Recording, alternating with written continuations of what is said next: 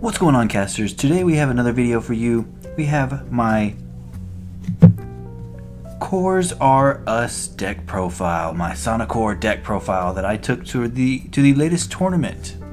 Alright, so let's go ahead and jump on into this. This is just going to be a recap IRL of what I took to the in-app version of the tournament.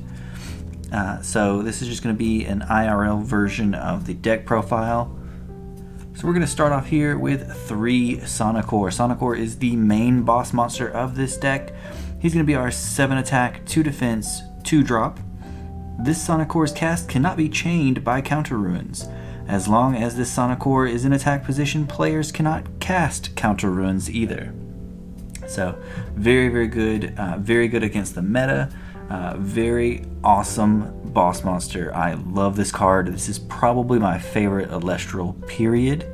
I know that's kind of up in the air because I love a lot of the smaller cute ones like Quackle and Jolton too, but as far as like big boss monsters or some kind of like boss feeling Elestral, Sonicore takes the cake.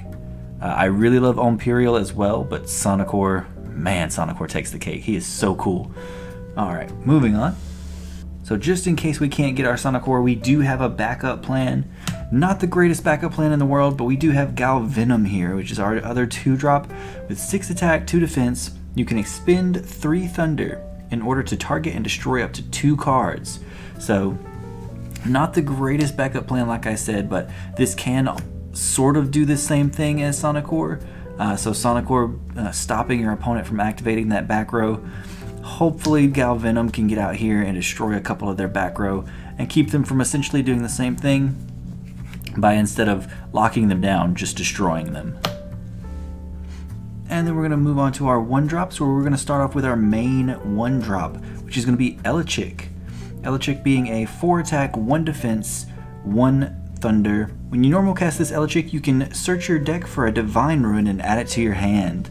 Very good. This is the card we want to see turn 1. If we don't see this turn 1, we will want to see our next 1-drop, which is going to be 3 copies of Astrabbit. Astrabbit is a 5 defense, 2 attack, 1 drop.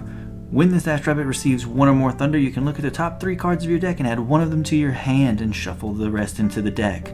So this is going to help assure not only that we have something very strong in defense out on the field, so something that our opponents are going to have to work to get over. This is also going to help us ensure that we get our Sonicore as soon as possible, or our other pieces that we might need. Very good.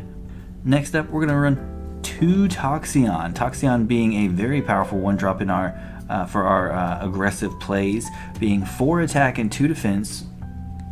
When this Toxeon receives 1 or more thunder, your opponent must expend 1 spirit of any color. So as soon as this card is played, you're burning your opponent. If you're Nexeon to this card or whatever you want to do, you're burning your opponent. So this helps sort of even out the playing field in the sense that this is a very all in or nothing at all. You're expending a lot of spirits. Possibly even turn 1. So keep that in mind. This is a all or nothing deck. You're going all in, being very aggressive, and hopefully being able to put your opponent into a situation where they just can't come back. Alright, so next up we're going to be running 2 copies of Sparkit. Sparkit is not our main concern. Sparkit is honestly here more so that we can burn our opponent, and so that we can have something to scare our opponent into using some of their invoke runes or counter runes. Sparkit is literally there just to scare our opponent. This is definitely not a Thunder Nexus deck. We technically could do Thunder Nexus in this, although it'd be kind of difficult to get it working since it's not the main focus of the deck at all. But Sparkit is a 4 attack, 1 defense. You can Nexus up to 2 thunder. When you do, you can look at your opponent's hand and discard a card from it. One of the most broken cards in Elestrals at this moment. Very good card. And then we run 1 last Elestral, being our 1 copy of Boombat. We don't run any expensive earthquakes in this deck. so we just run the 1 copy of Boombat. You could kind of mix and match, maybe even 3 copies if you wanted to just get rid of the Sparkit. But I feel very comfortable with just 1. He's there when you need him. If he's not there, you probably didn't need him. And that's going to do it for our Elestral lineup. Now, starting with our Rune lineup, you're going to see some spice here. And I'll kind of try to explain some of this after we go through these cards. But it's a very unconventional deck, I'll say that. So we do run our 1 copy of Zeus. We run 1 copy of Zeus because, like I said, this is not Thunder Nexus. I wanted to play Thunder without playing Thunder Nexus if possible, so that was my goal. I wanted to play Sonicore because Sonicore is one of my favorite cards, if not my favorite card, so I was going to be happy if I only played Sonicore 1 time. I would have left the tournament completely happy, but we actually ended up doing very, very well with this deck. So 1 copy of Zeus. And Zeus is going to be a 1-drop Thunder. When you cast this Zeus, you can enchant up to 3 Thunder to it. You can disenchant 1 Thunder from this Zeus in order to target an opponent's Celestial and give it -3/-3 until the end phase. So what this does is it gives small Nexus ability to some things, but mainly what this does is it's going to scare your opponent sort of similarly that how it does with Sparkit in the deck. And it's also going to ensure that we can reach some of those numbers that we might need to reach, especially having mainly 4 attack Elestrals. But then we're going to run 1 copy of Hephaestus as well. Hephaestus is going to be the main card that we search out with Elechick. We actually aren't going to be searching out Zeus unless we get just a spare copy of Elechick. But in our starting hand, we want to see Elechick and we want to see Hephaestus turn 1. Because we want our Hephaestus to go ahead and start digging into our deck, thinning out our deck, and getting us our pieces that we need to coincide with our Sonicore. But Hephaestus is a 1-drop fire. When you cast this Hephaestus, you can enchant up to 3 fire to it. You can disenchant 1 fire from this Hephaestus in order to search your deck for an artifact and add it to your hand. And then we'll go into sort of a rapid fire mode with these next few cards because they all sort of coincide together in similar ways. We're going to be running 1 Bag of Winds, 1 Hammer of Hephaestus, and 1 Thunderbolt of Zeus. All of these are very, very important for different reasons. Your Bag of Winds is probably your most important card, especially if you already have a means of getting Sonicore onto the field. This is definitely the card that you want to see. If you don't see Sonicore right away, you might want to opt into one of the more aggressive cards that boost attack, because Bag of Winds only boosts your defense, but it has the absolutely amazing ability of the Empowered Elestral cannot be targeted by an opponent's rune. So your opponent cannot target, it cannot Laurels, it cannot Earthquake, it cannot Gorgon's Gaze. There's tons and tons of runes that this card shuts off on top of your Sonicore shutting off all of your opponent's counter runes. So very, very good combo there. And then we're going to have Hammer of Hephaestus, which is going to be boosting up our attack by +1 for any and all of these cards that are on the field. It's also very good to note that Hammer of Hephaestus, if Hephaestus is on the field, it will protect your Sonicore or your Elestral from Elestral effects as well.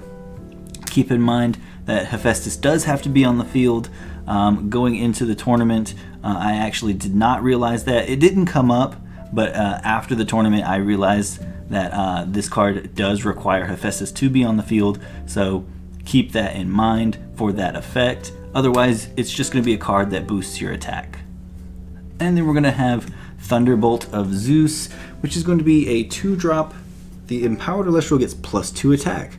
Very, very simple. It gets us over those 5 numbers. Very, very good card. Plus, every time you destroy an Elestral in battle, you make your opponent expend a spirit. So even if you're matching spirits, so 1 spirit to 1 spirit, they're still going to have to be burning spirits.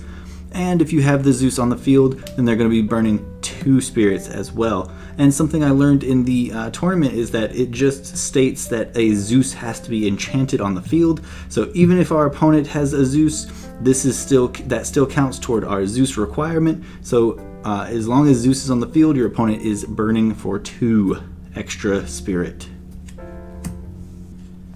And then similarly to our Boom Bat, we are going to be running 1 rune removal as well. Thunderstorm being a 2-drop thunder, target and destroy a rune. Very, very good.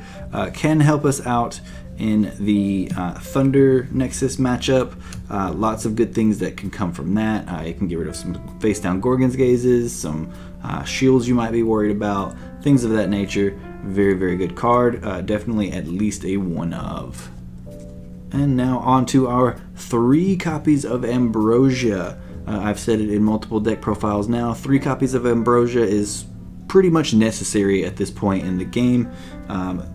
You want to be recycling your spirits, your health, as much as possible, especially in a deck like this, which is very, very rune heavy. You want to see those Ambrosia as soon as possible.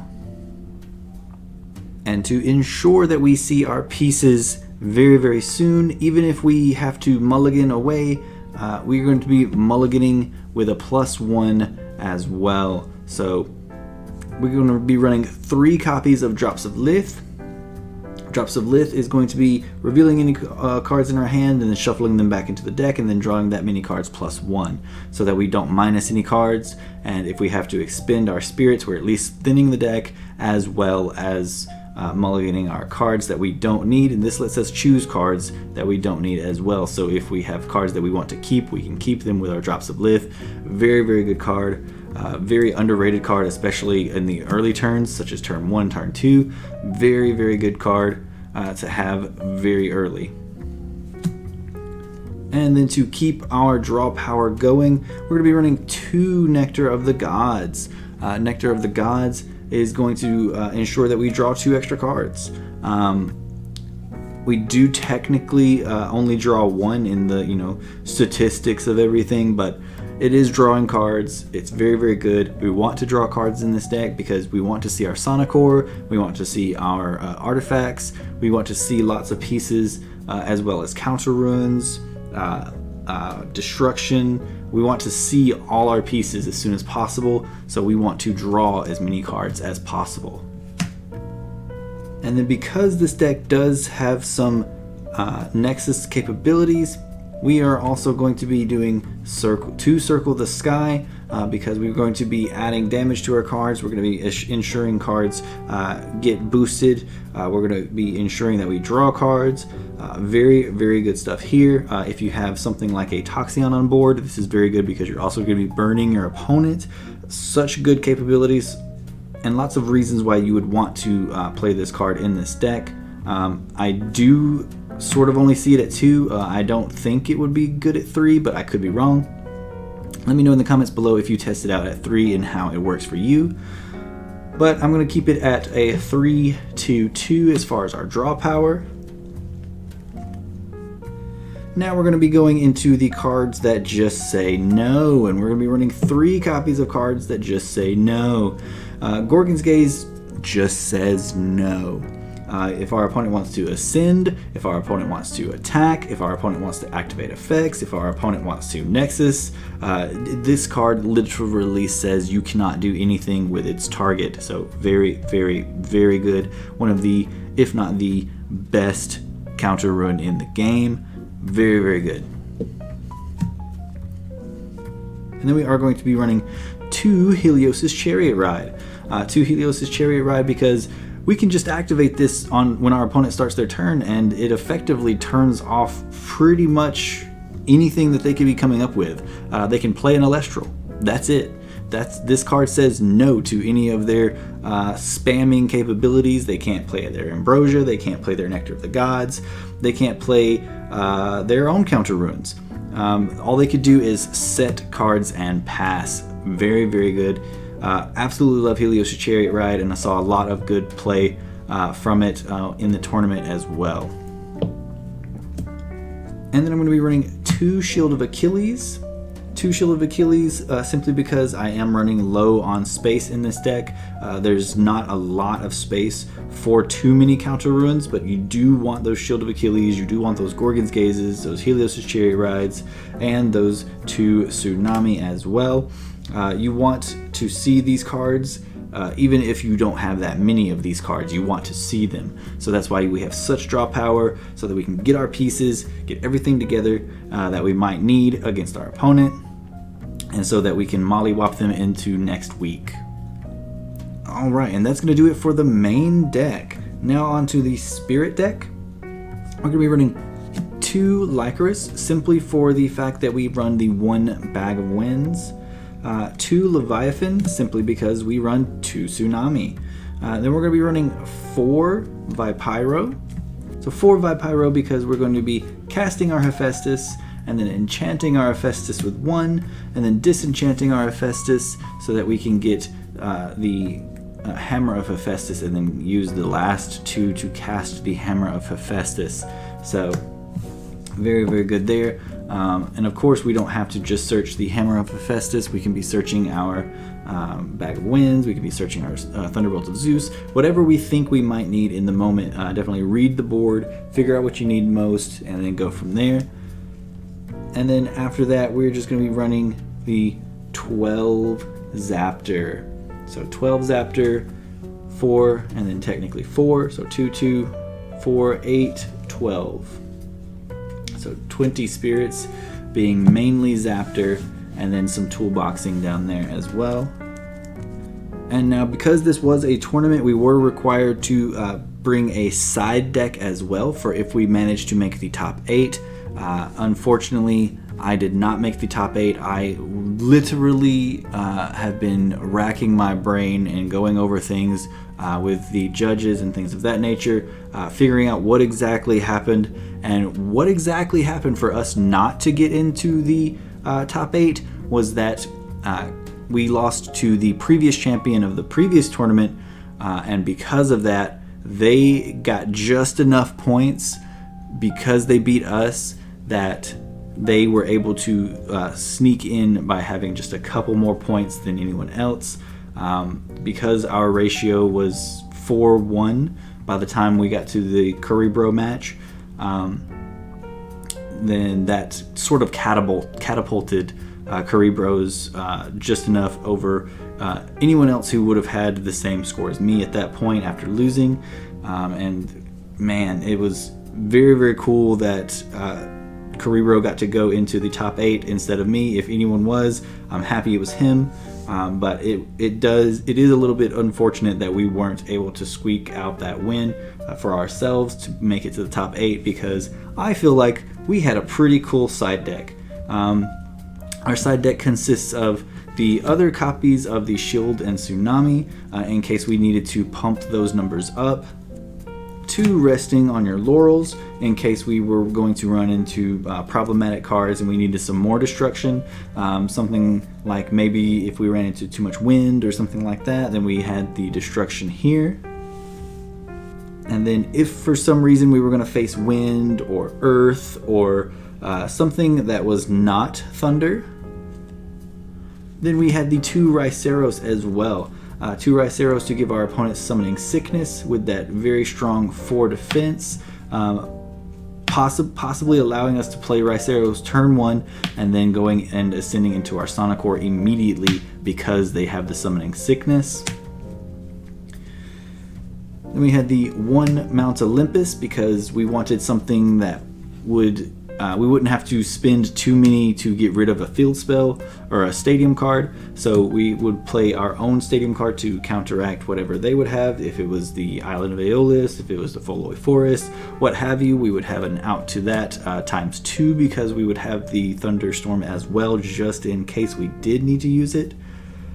Then we had an extra copy of Zeus, just in case that we felt maybe we needed some more early game pressure, so we would throw Zeus down, get -3 on something, drop that early game pressure, and then just in case, these next few cards are explicitly for if we had to face Penterror or a wind deck in the tournament. These were going to be 3 copies of Pandora's Box. Pandora's Box, it would be shutting off our opponent's ability to go into their pin terror through effects.